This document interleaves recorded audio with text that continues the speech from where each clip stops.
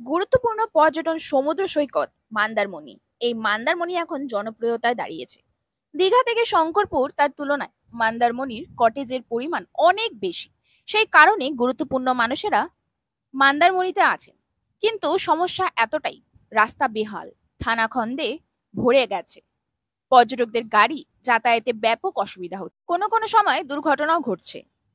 এই নিয়ে বহুবার রাস্তা হারানো দাবি করলেও কোনো লাভ হয়নি। শেষ পর্যন্ত মন্দারমণি হোটেল অ্যাসোসিয়েশন দরবার করার প্রস্তুতি নিচ্ছে। কেননা এইভাবে মন্দারমণির রাস্তা যদি খারাপ হয় তাহলে পর্যটকরা কমতে শুরু করবে। এখন থেকেই দীঘা, শঙ্করপুর এবং তাজপুরের তুলনায় মন্দারমণিতে পর্যটক কমতে শুরু করেছে। তার মূলত কারণ রাস্তা বেহালের অবস্থা।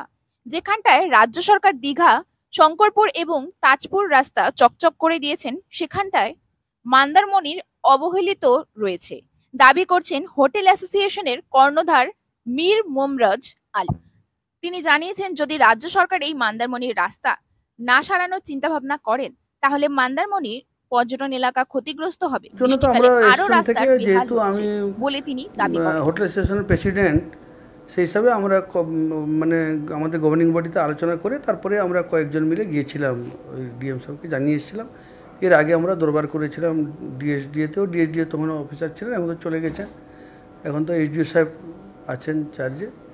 তো আমি প্রশাসনের কাছে আবেদন করব যাতে আমাদের এই কাজটা হয়।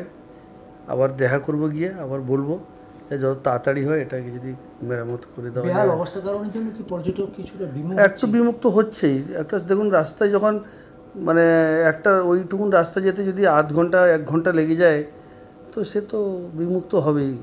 সবচেয়ে বেশি রাস্তা খারাপ দেখলাম যে তাজপুর দিক দিয়ে যখন আসার দিকে, সেই কারণের জন্য তাজপুর যেটা আপনার ব্রিজের পরে, শৌলা ব্রিজের পরে অত্যন্ত জঘন্য রাস্তা। না, তাজপুর দিয়ে দাদা ওটা শোলা ব্রিজ নয়, ওটা হচ্ছে জলদা ব্রিজ। ওই জলদা ব্রিজের পর থেকে ওইখান থেকে মানে আমাদের এই খটি দানপাতার দিকে আসতে ওইটাই খুব বেহাল রাস্তা। ওইটা খুব রাস্তা খুব খারাপ হয়ে গেছে, খুব গর্ত হয়ে গেছে রাস্তাগুলো।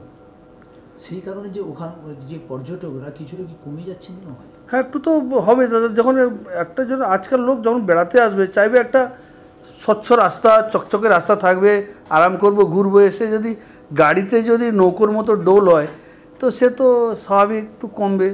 তো এটা তো হচ্ছেই। দীঘা থেকে শঙ্কর আমি মন্দারমণি এলাকায় রাস্তা তো প্রচুর পরিমাণে বেহাল।